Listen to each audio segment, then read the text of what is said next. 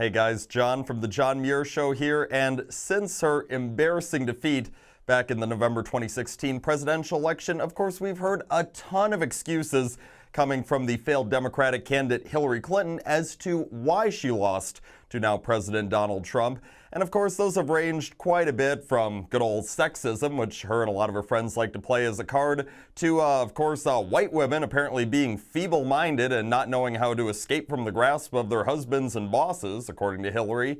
And of course there's a good old Russia claim that Democrats want to keep on trying to cling to, even though they have no proof whatsoever that there was any Trump-Russia collusion. But now we have a new claim coming from the former Secretary of State, and that one would be capitalism. Now, most of the excuses that Hillary's been making had to do with the general election, of course. This one, she says, though, this one affected the primary election, which, of course, she won.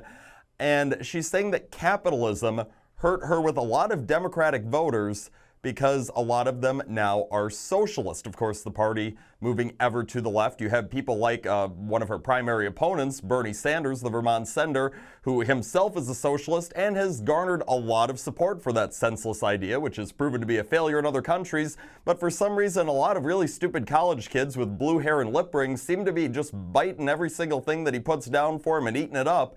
So she claims that, nope, her being a capitalist is what hurt her. But don't worry, Hillary said, people question, are you still a capitalist? As they were trying to see if maybe she had switched over to socialist, and she was like, no, I bravely stuck to my capitalist democratic beliefs, and I held to my guns the entire time. Don't worry about me.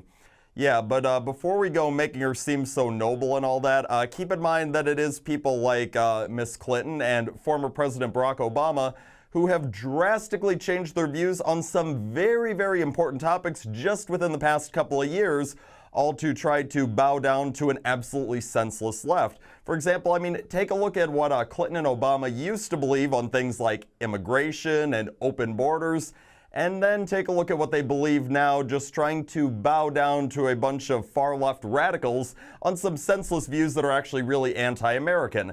So before we talk about how, oh, Hillary, she's never changed, she's always stuck firm to everything she's ever believed, yeah, let's actually look into that a little bit first, because not surprisingly, being Hillary Clinton, she's kind of full of it on this one. So anyways, she has the audacity to try to make up excuses for a primary election, one that she won because her and her friends at the DNC rigged. She is trying to get somebody to feel bad for her even though she cheated to win the election. Are you kidding me? I mean, I thought it was bad enough that she was trying to get people to throw her a dang pity party because she lost a general election, but now she has the audacity to do this? I mean, how ticked. If I were Bernie Sanders and I actually had a backbone, which he clearly doesn't, because even though he knew she rigged the primary against him, he bowed down and endorsed her. At the same time, if I was Bernie Sanders, I would be absolutely livid to see that she's continuing to do this stuff. I mean, this just goes to show how out of touch she is, how much she still does not get it. She is unwilling to accept the facts. The American people rejected her. We didn't want you. Tough luck. Now people on both sides of the aisle hate you. Congratulations. You can have a party for two with Jim Comey because you two are pretty much the only ones that Democrats and Republicans can agree on that we absolutely can't stand. It is just absolutely pathetic. She continues to go making excuses. She continues just to trying to say anything she can to stuff her pockets.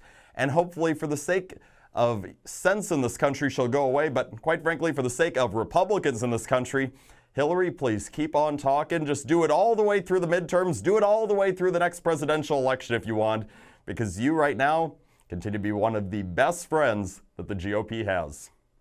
That's all that I have for today, but tune in to the John Muir Show each and every weekday on WTAQ, WHBL, WSAU. If you want to follow everything that I'm thinking, go to @JohnMuirWTAQ on Facebook and Twitter, and you can get my thoughts whenever you want. Till next time, I'm out.